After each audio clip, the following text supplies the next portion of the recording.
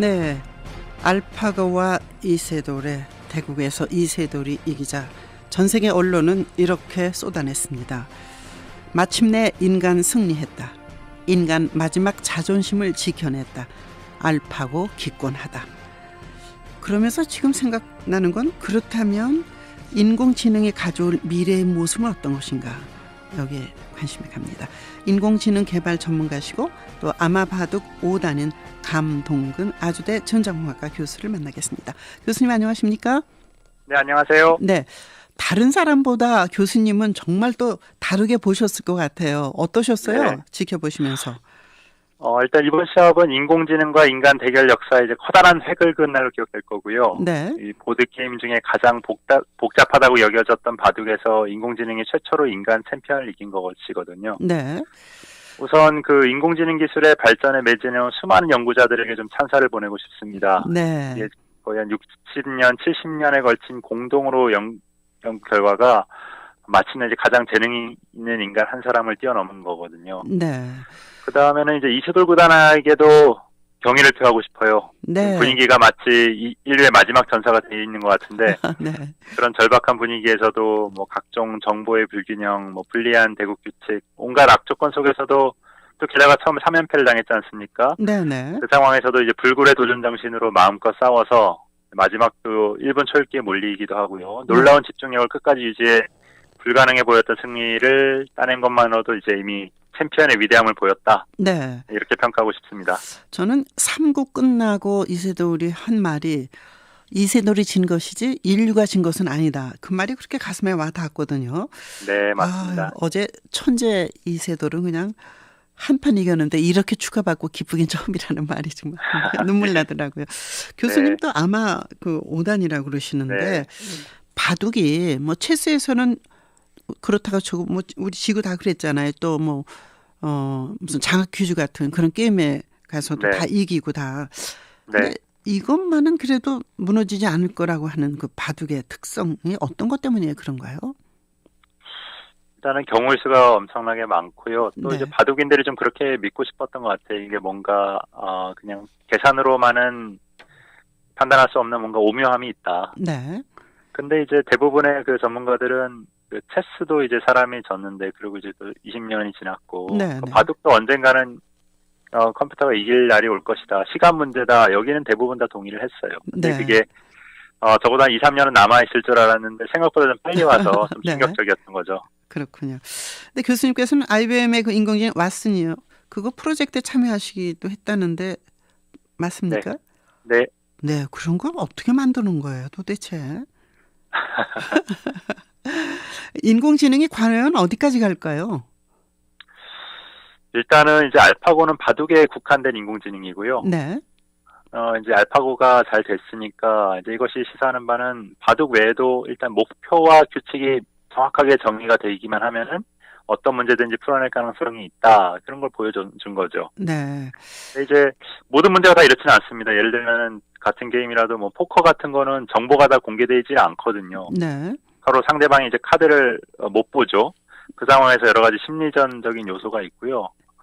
그다음에 뭐 예를 들면 주가 예측이나 일기예보, 지진예보 이런 거는 이제 수십 년 전부터 참 하고 싶어 했거든요. 네네. 근데 잘 안 됐습니다. 이런 거는 객관적인 데이터만으로 결정되지 않거든요. 여러 가지 인간의 심리라든지 정치 문제라든지 이런 게 결부되니까 너무 어려웠어요. 또 뭐 세상을 어떻게 살아가야 되는가, 이런 복잡한 문제는 인공지능이 정말 답하기 어렵습니다. 네. 그럼 걱정되는 게 결국은 이제 뭔가 대체되는, 산업이 대체되는 데 왔다는 거거든요. 네. 어떻게 보시고 가까운 미래에 인공지능으로 대체될 직업군 뭐가 있습니까?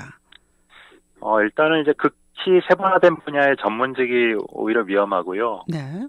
예를 들면 의료계를 예를 들면은 이제 종합병원 의사들은 주로 이제 여러 가지 테스트 결과를 보고 뭐 사진을 보고 이렇게 무슨 병인 것 같다 이렇게 판독을 하죠. 네네. 그런 직업이 오히려 위험하고요. 반면에 이제 같은 의사라도 동네 병원에서는 그런 역할만 있는 게 아니거든요. 네. 일단은 환자의 말을 들어줌으로써 또 굉장히 또 많이 이렇게 또 그렇죠. 위안을 받고요. 네. 그러니까 이제 그런 환자와의 그 상호작용, 이런 것들은 컴퓨터, 인공지능이 흉내내기가 좀 어려워요. 또 보면 이번에 알파고가 네네. 굉장히 대체로 잘 주다가도 종종 엉뚱한 수를 줬거든요. 뭐 기발한 수가 아니고 바둑 뭐 중급자만돼도 하지 않을 그런 실수들을 해요. 모든 신경망에 다 공통된 맹점이 있어요. 학습되지 않은 상황이 벌어지면은 얘가 대체로 잘 반응하더라도 예상치 못한 반응이 막 튀어나오거든요. 그래서 알파고는 뭐 바둑을 한 판 지면 그만이지만은 의료계, 뭐 또 안전 문제 이런 거는 이런 문제가 정말 큰일이거든요. 그 알고리즘이라는 단어가 많이 나오는데, 알고리즘에 대해서 좀 설명해 주세요. 그러니까 이제 그 사람의 어떤 직관을 이제 흉내내기 위해 가지고 이런 조건일 때 인간 전문가는 이렇게 반응하더라. 또 이런 조건일 때 이렇게 반응하더라. 그런 거를 이제 무수히 이제 주입을 함으로써요. 얘가 이제 예상한 결과를 내도록 하는 건데, 근데 그게 모든 경우를 갖다가 다 학습 과정에 포함할 수는 없거든요. 그래서 이거는 참 어렵습니다. 지금까지 정말 잘 동작하고 있는 인공신경이다 하더라도, 그럼 앞으로 잘 될 거다. 이건 절대 보장이 안 돼요. 이세돌 구단 얘기로 다시 돌아가면, 지금까지 3국 동안 보여줬던 기풍하고는 달리 뒀다는 얘기를 하던데, 결국은 그게 승기를 잡을 수 있었다면 무엇을 바꿨기 때문에 인공지능 알파고를 이길 수 있었을까요? 이세돌 구단이 알파고의 특성을 너무 몰랐어요. 좀 아쉬운 게 작년 10월에 이제 판후이 2단이 알파고와 대결할 때는 공식 대국 5번 외에 비공식 대국 5번 기회를 받았거든요. 그래서 이세돌 구단이 첫 세 판은 이제 알파고의 특성을 잘 몰라서 좀 무기력하게 진 면이 있고요. 네 번째 판부터는 이제 마음의 부담도 좀 많이 덜어내고 신기일전에서 본인의 실력을 그대로 발휘했더니 결과가 잘 나오지 않았습니까? 그런 게 좀 아쉬워요. 이제 그거는 이제 우리에게도 그 시사하는 바 많은 것 같아요. 그렇습니다. 어떻습니까? 산업적 측면에서 우리의 기술 수준이 상당히 밀리는 거다 이런 얘기들이 있는데 우리는 무엇을 준비하고 새로운 시대에 준비해야 될까요? 일단 이번 이제 이벤트가 끝나고 나면은 또 이제 뭐 정부에서 단기간에 얼마를 투자해서 뭐 인공지능 분야를 어떻게 격차를 좁히겠다 이런 이제 계획들이 발표가 될 거예요. 그래서 이제 그런 것보다는 이제 구글이 그러면 어떻게 이렇게 그 큰 기업이 됐는가? 그 회사 분위기를 보면은 컴퓨터보다 잘할 수 있는 게 있다면은 뭐든지 해보라. 이렇게 굉장히 격려하는 분위기거든요. 전문가들이 공통적으로 지적하는 게 우리나라가 그 개념 설계에 역량이 없다. 이렇게 말을 합니다. 그러니까 구글이 지금 이런 거가 가능하다는 걸 보여줬으니까 우리 회사들도 또 이렇게 하면 금방 비슷한 걸 만들어낼 거예요. 근데 이제 완전히 새로운 개념 이런 거는 이제 시행착오를 통해서만 얻을 수가 있거든요. 근데 그런 거를 이제 용인하지 않는 뭐 기업 분위기, 사회 분위기 그게 사실은 가장 큰 문제라고 봅니다. 그러니까 뭐 단기간에 얼마 투자해서 하면 성과가 나올 거다 이런 게 아니고 개념 자체를 바꾸는 설계. 또 하나는 시행착오가 분명히 있는데 그것을 용인하는 장기간의 프로젝트 이렇게 가져가야 된다 이런 말씀이시군요.